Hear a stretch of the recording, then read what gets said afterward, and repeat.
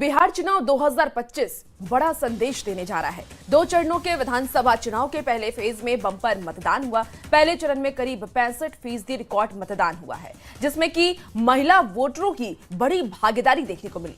सवाल यह भी है कि बम्पर वोटिंग से किसका फायदा और किसका नुकसान होने जा रहा है।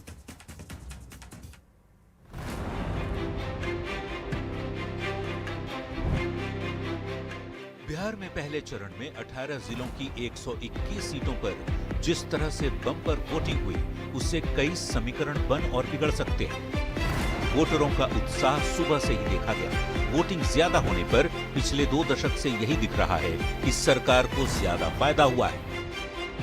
इस बार पटना जैसे शहरी क्षेत्र में मतदान धीमा रहा, पर गोपालगंज, मधेपुरा, मुजफ्फरपुर और बेगूसराय जैसे ग्रामीण इलाकों में भारी मतदान हुआ। इस बम्पर वोटिंग की वजह क्या है और इससे किसे फायदा होगा और नुकसान, यही सभी के दिमाग में दौड़ रहा है।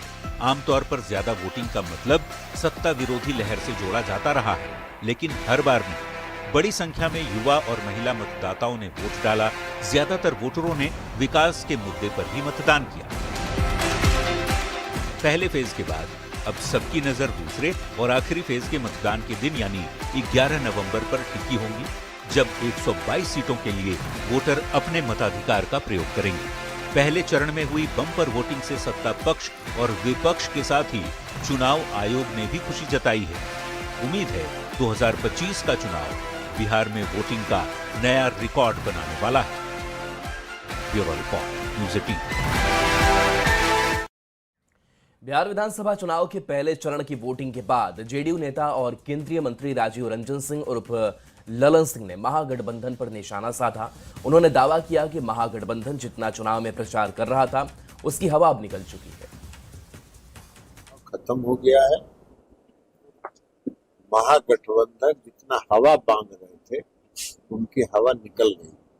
प्रथम चरण के चुनाव 5-10 सीट मिलेगा कि नहीं मिलेगा 120 में, ये भी उनको अंदाज नहीं, पता चल जाएगा 14 तारीख। बिहार में पहले चरण का मतदान खत्म हो चुका है। केंद्रीय मंत्री शिवराज सिंह ने यह कहा कि बिहार में एनडीए की अब तक की सबसे बड़ी जीत होने जा रही है।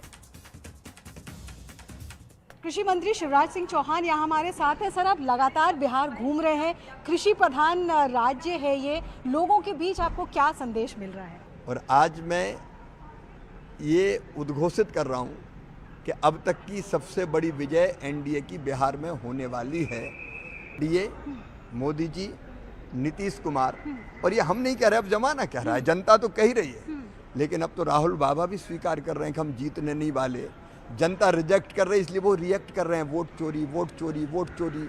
ये वोट के एक दिन पहले वोट चोरी कहाँ से आ गई? ये हार की पूर्व भूमिका तैयार कर रहे हैं